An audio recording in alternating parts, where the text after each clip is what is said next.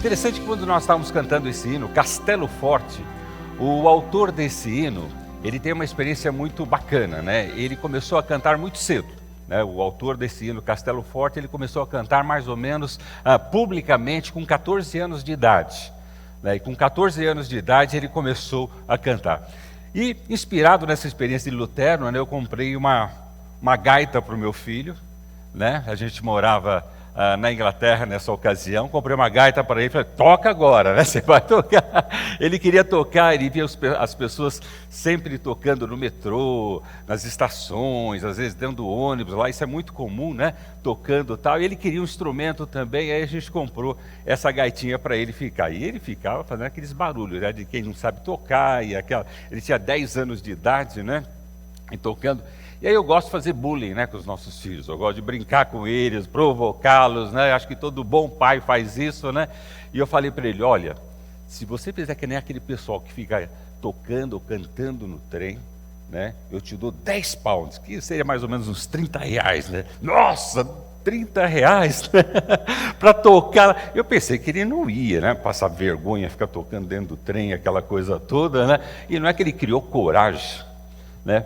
No trem, a gente estava viajando, ele pegou a gaitinha dele e começou a tocar, e só que o combinado ele tinha que tocar andando no trem, né? De lá para cá. E ele começou a tocar a gaitinha dele e tal, e não deu outra, né? A irmãzinha dele, que era um pouquinho menor, a Eide, né? Saiu atrás com o bonezinho dele e o pessoal foi colocando moeda. Aí você imagina o meu constrangimento. Abusando da criança ali, né?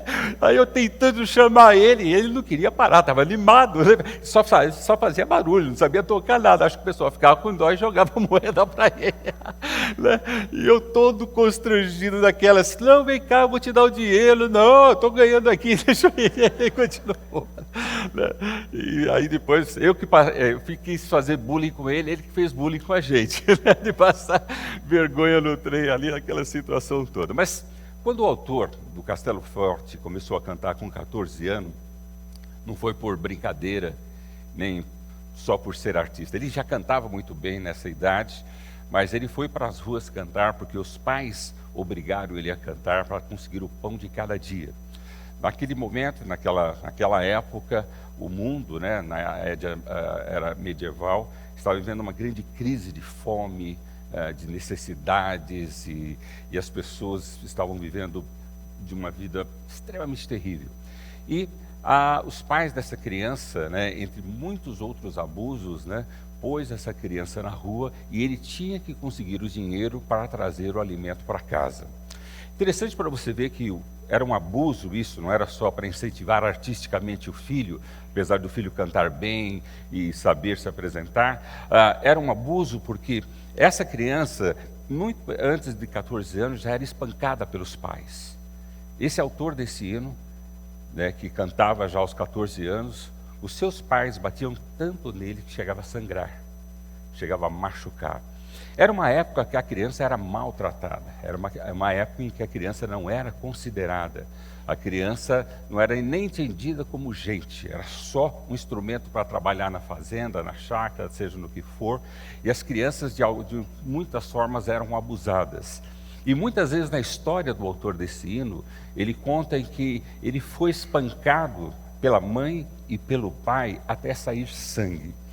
A coisa era tão agressiva naquela época que ele conta que numa ocasião na escola em que ele estudava, porque ele era inteligente, ele estudava, se aplicava aos estudos, era um menino que, apesar de todo o drama na família, na pobreza e no abuso que ele recebia, né? Mas na própria escola em que ele estudava, conta a história que durante um período de aula dele, assim, de um dia, né, que eles tinham ali, ele chegou a ser espancado 15 vezes. Foi uma criança que só encontrou caminho de escape nos estudos, e ele estudou muito, se destacou, ao ponto que naquela época quem se destacava intelectualmente ia para o clero. E esse menino se destacou, e num determinado momento da sua vida, ele conseguiu se livrar de toda aquela exploração infantil, de todo aquele abuso infantil, de todo aquele espancamento agressivo, e foi para o clero, que era a forma de se escapar, era a forma de continuar a sua vida acadêmica, os seus estudos, dar vazão à sua inteligência.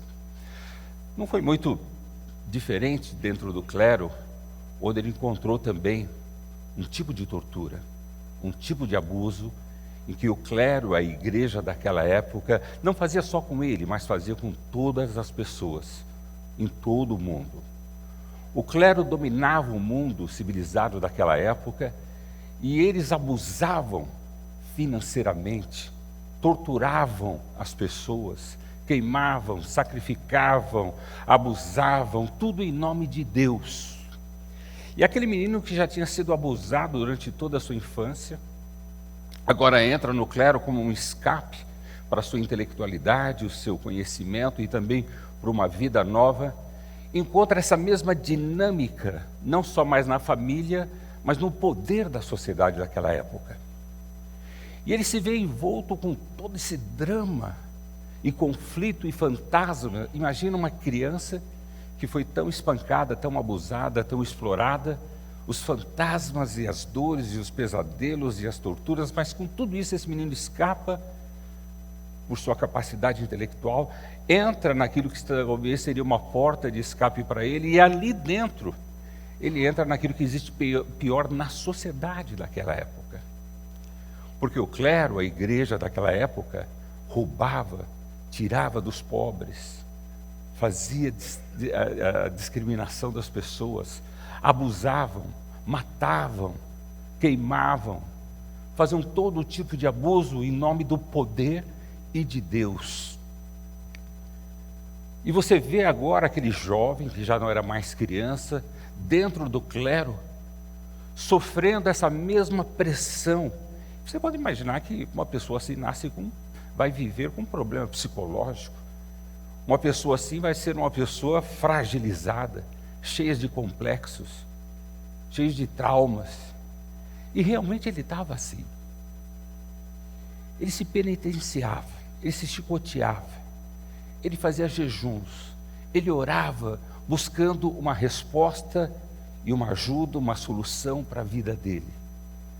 Aquele jovem, agora dentro do clero, dentro ali daquilo que seria o que haveria de mais capacidade, de poder naquela época, também se sentia abusado e parte dos abusadores. Porque ele era tão inteligente, começou a ser professor, não dessas coisas, mas professor de teologia. Mas ele estava vivendo um tormento.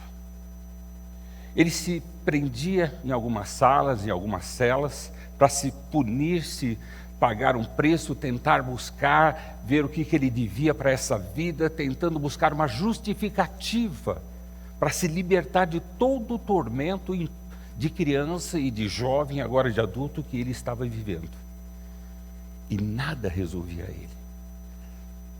E esse jovem monge, agora, vivia uma vida de adulto já perturbada, desorientada,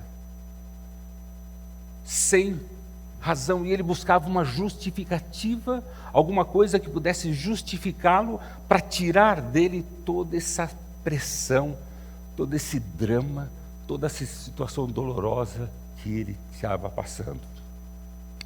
E a história dele, a biografia do autor desse hino, era, nesse período, e durante toda a vida dele, foi uma coisa muito difícil, de muita luta. Luta pessoal, luta consigo mesmo, buscando uma forma de se livrar de todas aquelas coisas, através de uma justificativa. Deve ter alguma coisa que eu possa fazer que me livre disso. E por isso ele se autopenitenciava, ele fazia jejuns, ele se prendia em celas, ele se rolava no chão, e os colegas deles ficavam vendo aquela atitude daquele jovem, mas ninguém entendia o drama que ele já tinha vivido e que ele estava vivendo. Apesar de toda a sua inteligência, apesar de todo o seu conhecimento, apesar de ter vencido uma vida sofrida e agora está vivendo um outro momento sofrido na vida dele, ele não conseguia encontrar alguma coisa que justificasse para que ele pudesse se libertar de todo aquele peso. Às vezes nós somos mais ou menos assim. Vivemos uma vida, talvez, na infância, com certos abusos, com certas explorações, ou com certas situações e circunstâncias que você fala, uma criança não precisaria passar aquilo. Ou uma pessoa não deveria passar aquilo, mas passamos. E no decorrer dessa caminhada a gente tenta encontrar uma justificativa para aquilo, mas a gente não encontra, então você vai em busca de uma resposta, e aí você busca ser um excelente trabalhador, um excelente dono de casa, um excelente homem, um excelente pai. Você vai buscando alternativas, mas aquele tormento continua com você. Você sai talvez daquele primeiro ciclo em que você é totalmente abusado e você se coloca num outro em que você também se sente parte daquilo, envolvido com aquilo. Quantas pessoas ficam buscando justificativas? Que se ela encontrar uma justificativa, ela acha que ela vai se curar. Como o autor desse livro, desse hino, ele achava que se ele encontrasse alguma coisa que justificasse, ele compreenderia e pela compreensão ele se livraria daquilo. A bênção que aconteceu na vida do autor desse hino foi que um colega dele também do clero falou, cara, você está fazendo errado. Claro que ele não falou cara, né? Naquela época não se falava isso. Mas ele falou, né? Você está fazendo, é paulista, né? Agora ele é Paulo, meu, você está fazendo tudo errado. E ele viu o sofrimento do autor, falou, não é por aí, vai e vê o livro de Romanos. E toda essa justificativa que você quer encontrar ou saber, você vai encontrar lá. E aí, o autor desse hino vai ao livro de Romanos e começa a estudar Romanos. E ele entende e compreende todas essas coisas que nós vamos buscar entender hoje também. E ele se encontra, reencontra aquilo que ele precisava encontrar para justificar a vida dele e se libertar de tudo aquilo. Nós estamos falando de Martinho Lutero. Martinho Lutero, ele não só viveu todo esse drama, e não só compôs Castelo Forte, ele compôs outros 37 hinos ao todo, na verdade. 37 hinos foi que Lutero criou. Ele podia compor muito mais porque ele viveu para cantar, ele teve experiências para cantar, e ele cantava a experiência dele.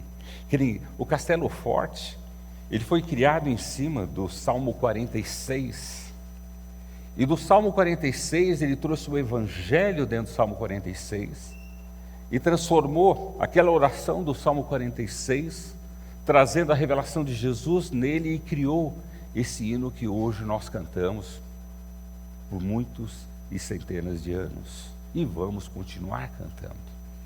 Eu não sei se vocês sabem, mas na igreja naquela época eles não cantavam. A igreja, qualquer igreja naquela época não cantava. Lutero foi que introduziu o cântico congregacional, que a igreja podia cantar.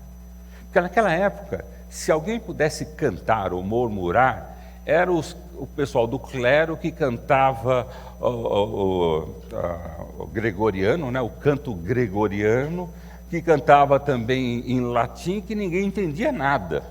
Mas eles eram os únicos que tinham o direito, às vezes, de babuzear alguma coisa que parecesse música para aquela época. Mas o povo mesmo, as pessoas da igreja, ninguém nunca cantou de uma forma congregacional ou de qualquer outra forma. E Lutero foi que introduziu a música congregacional nas igrejas, ou na igreja, ou no contexto do culto. Então, quando nós olhamos para essa personagem, o Lutero, entendemos que esse homem, o que ele fez, o que ele compreendeu, vamos ler o texto, um dos textos que inspirou ele a mudar de vida e a encontrar a justificativa que iria o libertar, que iria sarar dele, desde os traumas de infância, da juventude e agora desse momento adulto dele, em torno dos 30 anos de idade. Quando Lutero seguiu a orientação desse amigo dele para ler Romanos, ele começou, lógico, do capítulo 1, e leu todo o livro de Romanos. Mas O que determinou a mudança na vida de Lutero foi, do capítulo 1 ao capítulo 8, foi que fez a grande transformação na vida dele. Lógico que nós não vamos ler capítulo 1 ao 8, que é muita coisa. Só quero ler alguma essência do que essa mensagem do 1 ao 8 traz e trouxe para a vida de Lutero, para fazer aquela grande transformação e aquele grande milagre naquele moço que estava vivendo e sempre viveu um constrangimento, uma dor, um sofrimento, uma depressão, uma limitação de vida. E lembre-se, o que ele tentava buscar durante todo o percurso da sua vida? Uma justificação, uma justiça, alguma coisa que ele pudesse entender e que ele pudesse fazer para que ele pudesse se libertar de tudo aquilo que ele estava vivendo. E às vezes é a nossa jornada. Nós, em vez de buscarmos talvez o que ele buscou em Romanos, nós sempre estamos buscando justificativas. Nós sempre estamos buscando o porquê ou as razões, ou o que eu posso fazer para me libertar e viver o que eu tenho que viver. Lutero viveu intensamente isso, de uma forma melancólica, triste, deprimente, sofrida. Então veja, Romanos capítulo 3, a partir do versículo 21, só para nos dar a ideia daquilo que foi a compreensão que Lutero teve dos capítulos de 1 a 8. Ele diz o seguinte, a partir do versículo 21 do capítulo 3, mas agora, e aqui no caso, Paulo escrevendo aos Romanos, e Lutero estava lendo essas coisas. Então Lutero, quando começou a ler isso, a sua vida começou a ser transformada. O que ele leu então? Ele leu o que o apóstolo Paulo escreveu à igreja em Roma. A partir do versículo 21, mas agora se manifestou uma justiça que provém de Deus, independente da lei, da qual testemunham a lei e os profetas, justiça de Deus mediante a fé em Jesus Cristo, para todos os que creem. Não há distinção, pois todos pecaram, estão destituídos da glória de Deus, sendo justificados gratuitamente por sua graça, por meio da redenção que há em Cristo Jesus. Deus ofereceu como sacrifício para apropriação e mediante a fé pelo seu sangue, demonstrando sua justiça. Em sua tolerância havia deixado impunes os pecados anteriores cometidos, mas no presente demonstrou a sua justiça, a fim de ser justo e justificador daquele que tem fé em Jesus. Onde está então o motivo da vanglória? É excluído, baseado em que princípio? No dia da obediência da lei? Não, mas no princípio da fé, pois sustentamos que o homem é justificado pela fé. Quando a gente vai lendo isso com mais propriedade, entendendo que esse texto e Paulo e a palavra de Deus está nos falando, talvez o capítulo 5 e o versículo 1 e 2 pode nos trazer ainda um pouco mais de luz, talvez do que Lutero estava encontrando nessa mensagem em Romanos. Veja comigo então, capítulo 5, versículo 1 e 2. Tendo sido, pois, justificados pela fé, temos paz com Deus, por nosso Senhor Jesus Cristo, por meio de quem obtivemos acesso pela fé a esta graça, na qual agora estamos firmes e nos gloriamos, na esperança da glória de Deus. Você pode falar, puxa, mas eu já li sobre isso, eu já li sobre justificativa, eu já li sobre graça, eu já li sobre o que Jesus fez por mim para que eu alcançasse isso. Talvez você tenha lido como Lutero, talvez já tivesse lido o livro de Romanos, como um teólogo, como um professor. Mas quando ele foi para essas partes, em que ele começa a compreender que a justiça que ele estava buscando, a justiça que ele estava querendo, ou a maneira dele querer enfrentar as situações da vida, não era alguma coisa que ele poderia fazer por si mesmo, ou com as suas forças, ou com as suas capacidades, que ele jamais conseguiria ter uma justiça que fizesse com que ele se libertasse de tudo aquilo que ele já tinha vivido na sua infância, adolescência, juventude e agora na sua fase adulta. Quer dizer, quando ele entra nisso, ele entende assim que não há nada que eu possa fazer por mim mesmo, porque por mim mesmo eu já estou condenado, eu sou uma pessoa condenada. E ele entende que a justiça aqui não é a justiça dos meus direitos ou dos seus direitos, ele está falando da justiça de vida, a justiça de você poder viver a vida. E essa vida que você quer viver, você não consegue por você mesmo, mas essa vida vem de Deus. E é isso que Lutero estava entendendo, que essa justificativa, essa justiça, ela viria da parte de Deus na nossa vida e não dependeria do que aquilo que eu viesse a fazer. Porque naquela época as pessoas tinham que pagar indulgências, tinham que pagar taxas, tinham que pagar para morrer, casar, fazer qualquer coisa, era tudo pago. E ele pagava, e eles faziam, mas essa justiça nunca acontecia na vida de ninguém. Então, quando Lutero entra e começa a estudar o livro de Romanos, vai compreendendo que a justiça que ele precisa ter não é uma justiça própria, mas é uma justiça que vem de Deus, que pode nos libertar, nos sarar, nos curar, nos dar novamente o prazer de viver uma vida justificado. Não pela minha justificativa, não pelas minhas explicações, não pelas minhas razões, mas justificados por Deus, que tem todo o poder no céu e na terra para nos perdoar, nos libertar, nos salvar.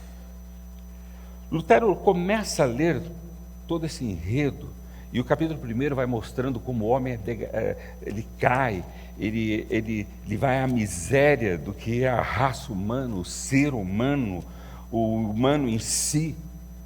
E entra que esse humano ele só consegue sair dessa situação deprimente, feia, horrível, se ele for justificado não por si mesmo, mas justificado por Deus. Mas como isso acontece? Primeiro eu preciso me libertar sabendo que eu em mim mesmo não consigo me sarar, me curar, me resolver, achar o meu caminho.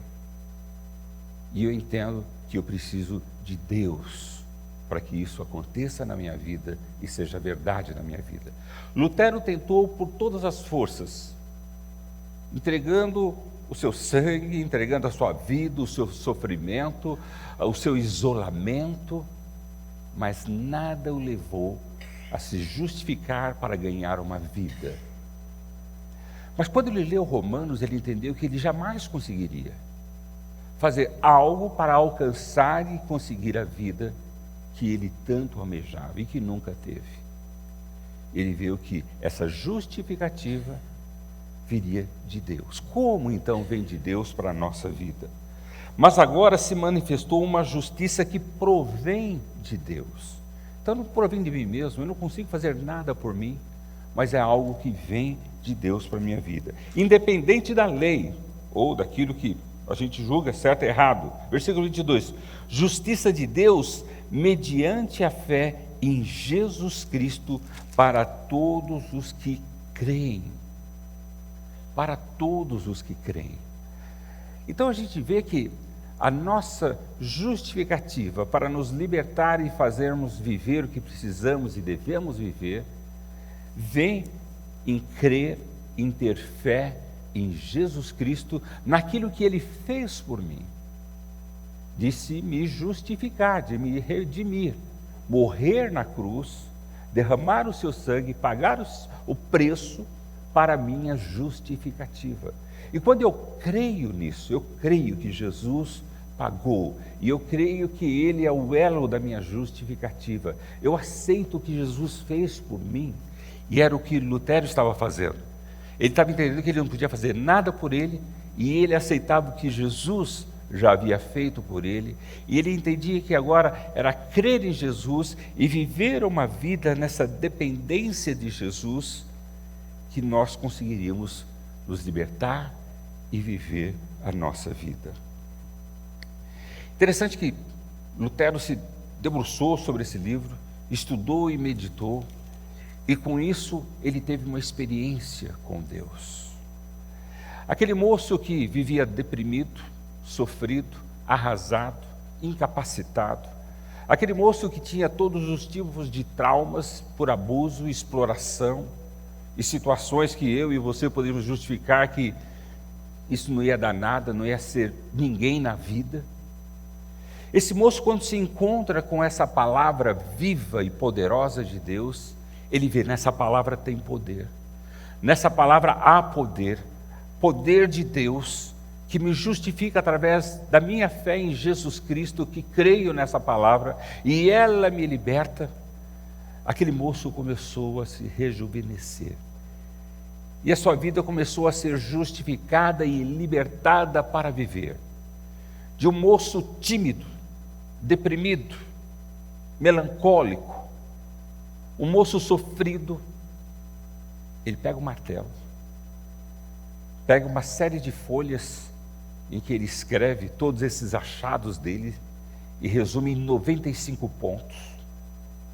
Aquele moço que ninguém talvez esperasse nenhuma atitude radical, ele vai na frente da porta da igreja principal, da porta do castelo da igreja principal, com martelo e prega essas 95 teses que ele descobriu, estudando a palavra de Deus, que o libertou, deu vida, justificou a vida dele, e com isso nós temos o que nós chamamos hoje da reforma.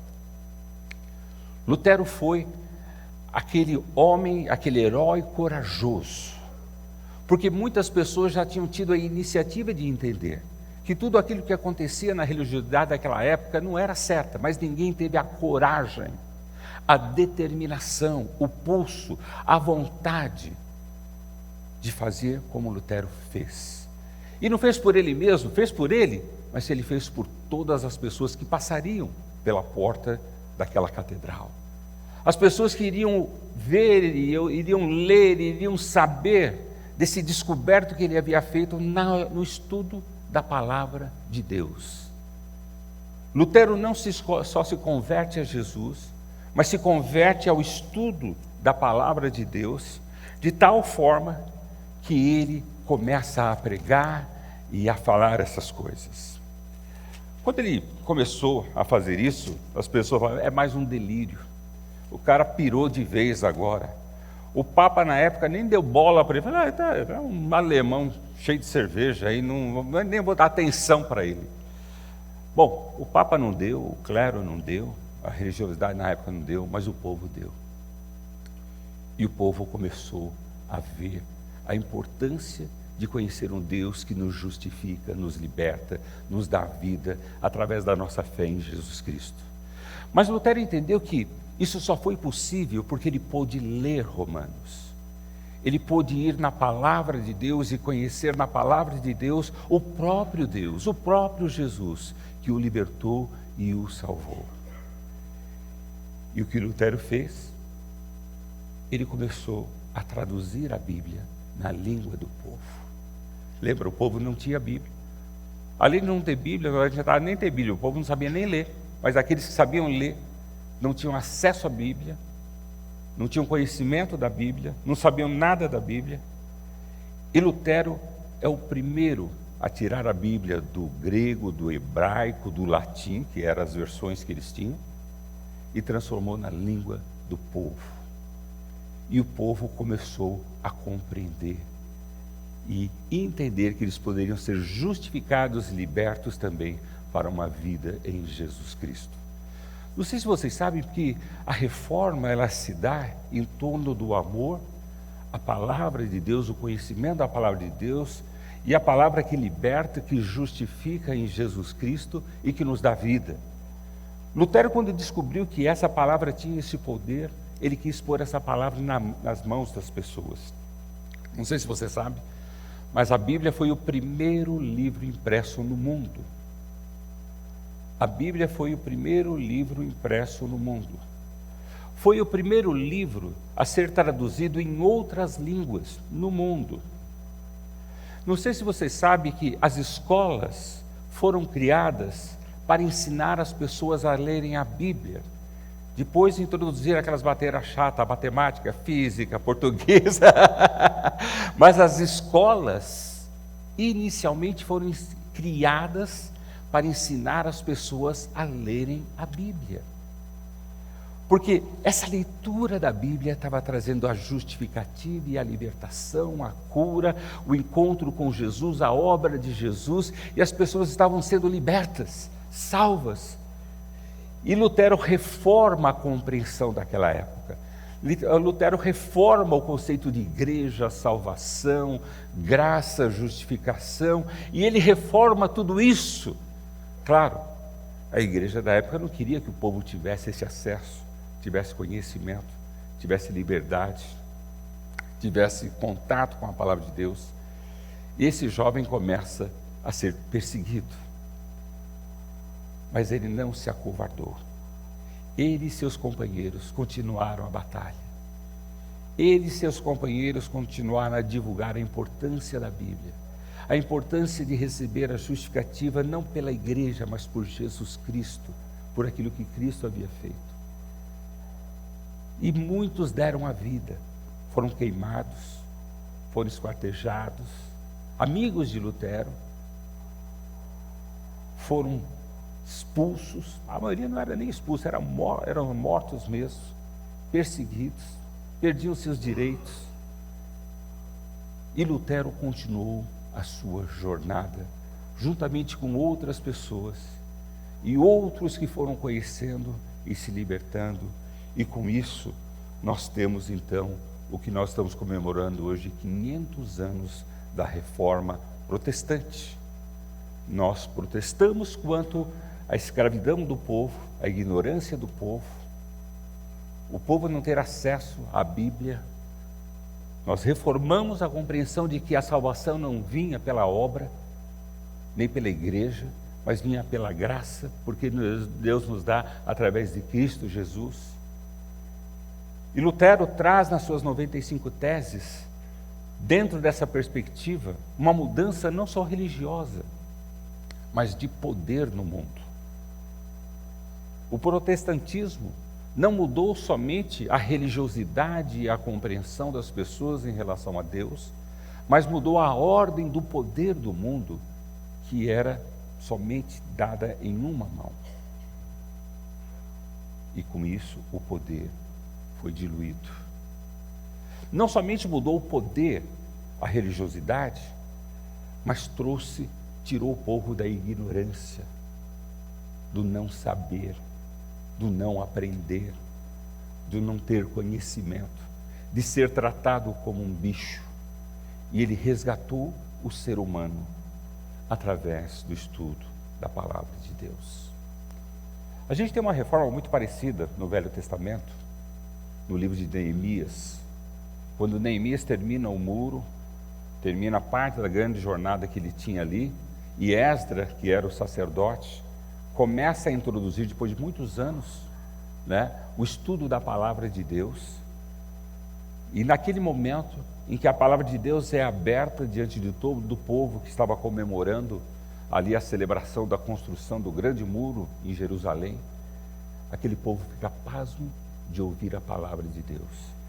Aquele povo fica em pé o dia inteiro e não para de querer ouvir a palavra de Deus, e de chorar, e de se alegrar, de poder conhecer a palavra de Deus, e essa palavra de Deus trazer vida, compreensão, presença de Deus na vida deles. Foi isso que Lutero fez em seu tempo. Ele resgatou o valor da palavra de Deus, novamente nos valores da igreja, da sociedade e de todos. E nós somos beneficiados de hoje você ter mais do que uma Bíblia em casa, ou você ter várias Bíblias em casa, ou ter a Bíblia onde você quiser, no seu telefone, no seu smart, no seu computador, em qualquer situação, e na sua própria língua, em português. A reforma chegou no Brasil em duas etapas.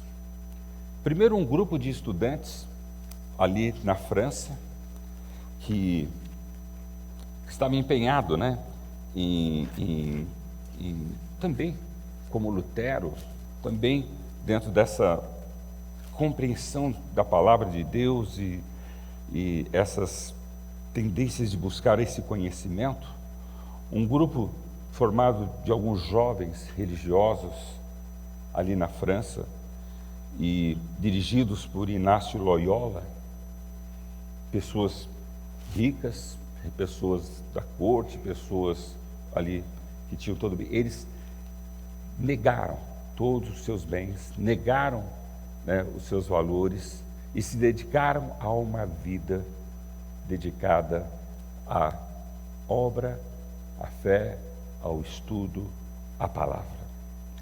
E aqueles 6 jovens, dirigidos por Loyola, eles criaram o que nós chamamos a Companhia de Jesus, os jesuítas. E vocês sabem quem veio para o Brasil, na descoberta, né, do Brasil. Não foi o clero oficial, porque eles não queriam sair dos castelos. Quem veio para a selva, quem veio para trabalhar com os índios, foram os jesuítas. O melhor filme que mostra sobre esse momento de uma contra-reforma da Igreja Católica, um pouco da reforma que nós experimentamos, foi aquele filme chamado A Missão, que mostra os jesuítas não só no Brasil, mas na América Latina. E eles tinham um conceito diferente da igreja oficial, apesar de pertencer à igreja oficial. Eles tinham um voto de pobreza e um voto de ensinar. Eles não gostavam e não escravizavam os índios, eles ensinavam e evangelizavam os índios. Aqui no Brasil e na América Latina, quando eles vieram, logo com a invasão espanhola e portuguesa, eles trouxeram tanto benefício à educação e à formação dos indígenas através dos jesuítas.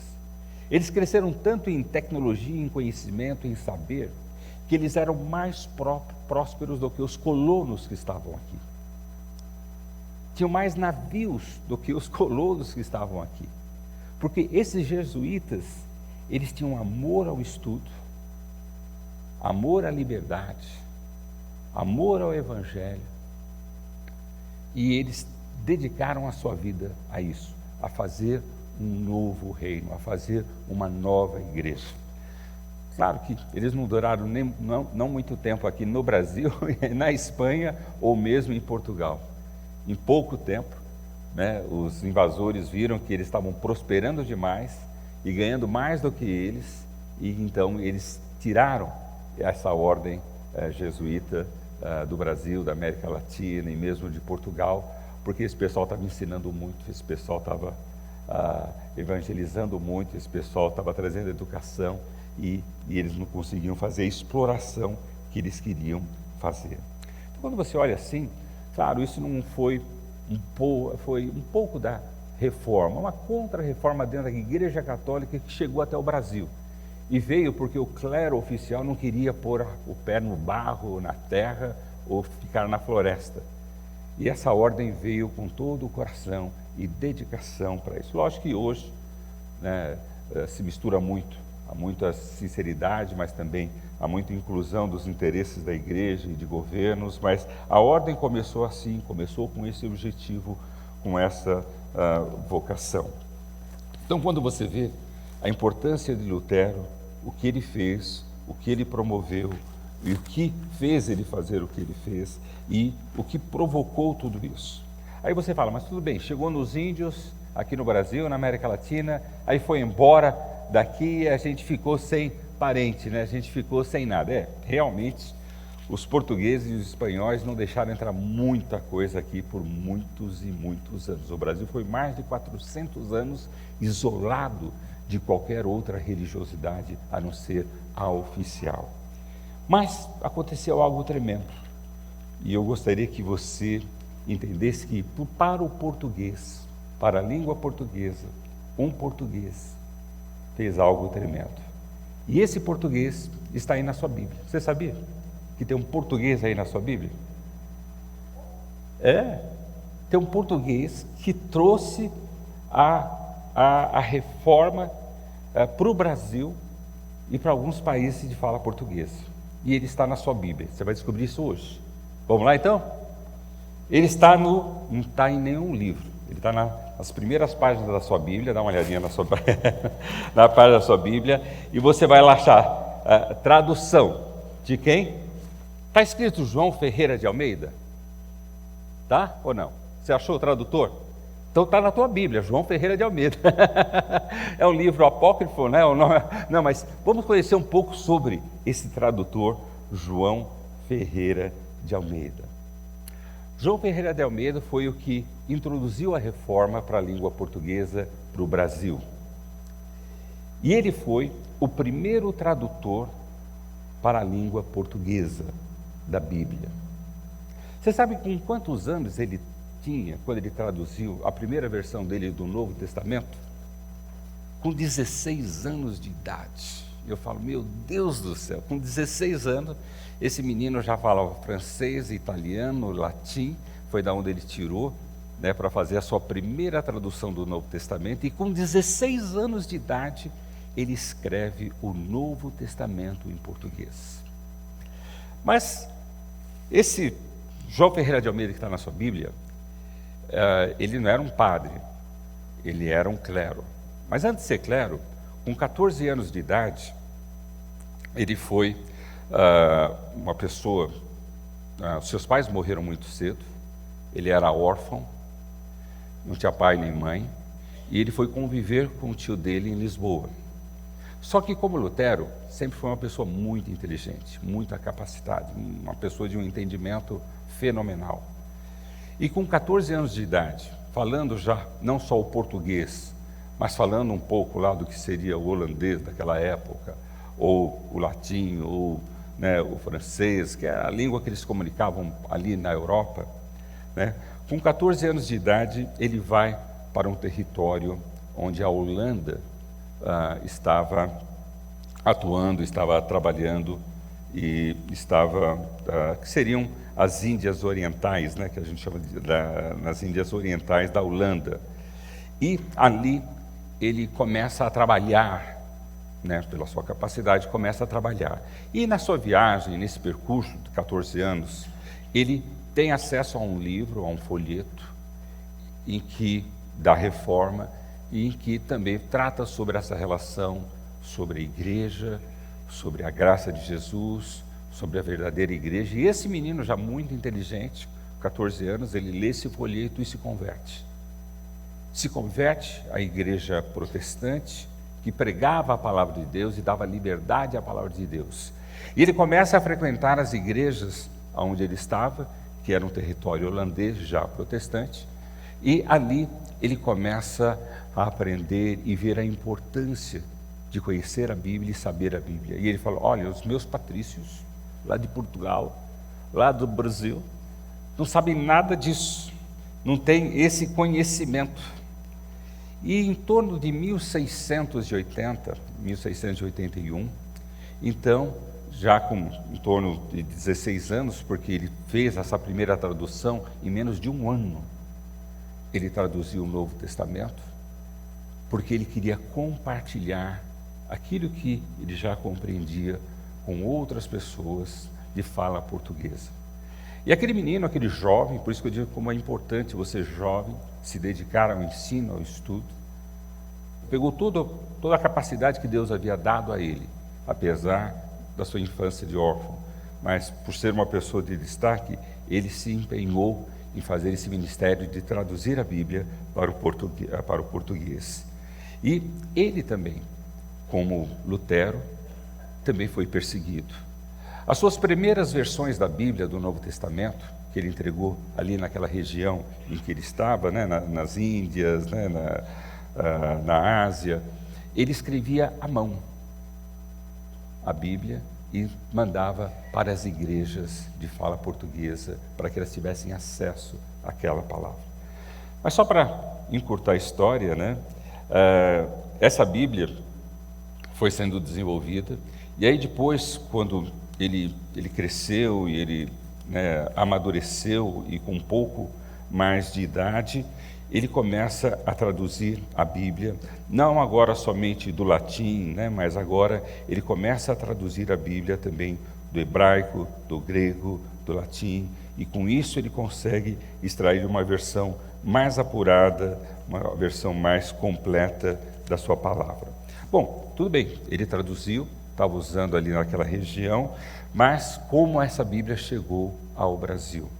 Ela só pode entrar no Brasil quando Napoleão estava para invadir Portugal e a Inglaterra se propôs a ajudar o Brasil, mas o governo brasileiro deveria permitir que os ingleses pudessem fazer cultos ou ficar em terra brasileira.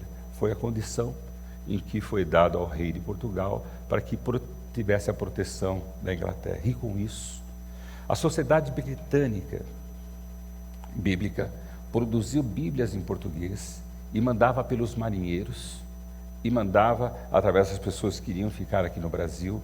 E assim a Bíblia começou a chegar ao Brasil, né, no século XIX.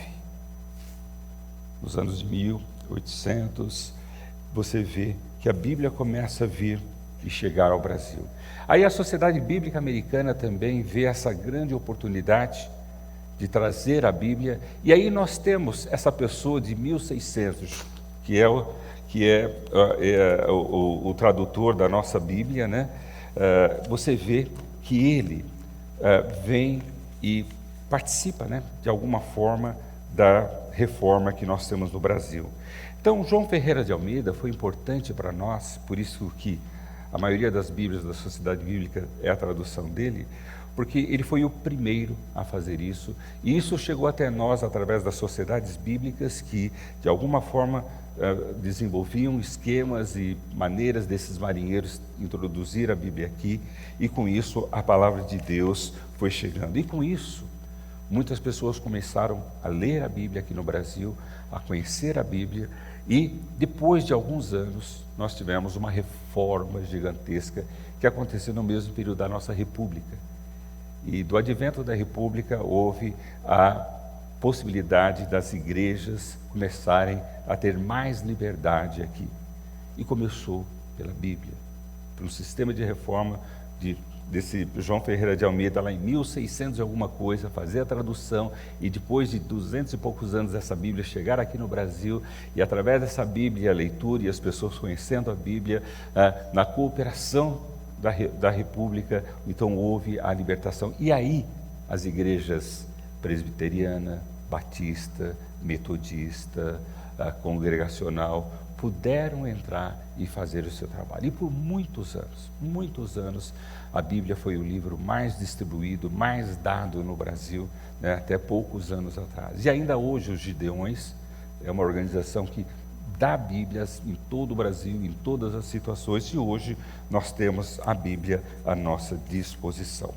Então, quando eu vejo que nós também somos frutos da reforma que trouxe a palavra de Deus até nós na língua portuguesa, e que nós precisamos dar valor a essa Bíblia, valor à reforma e o que a reforma nos trouxe.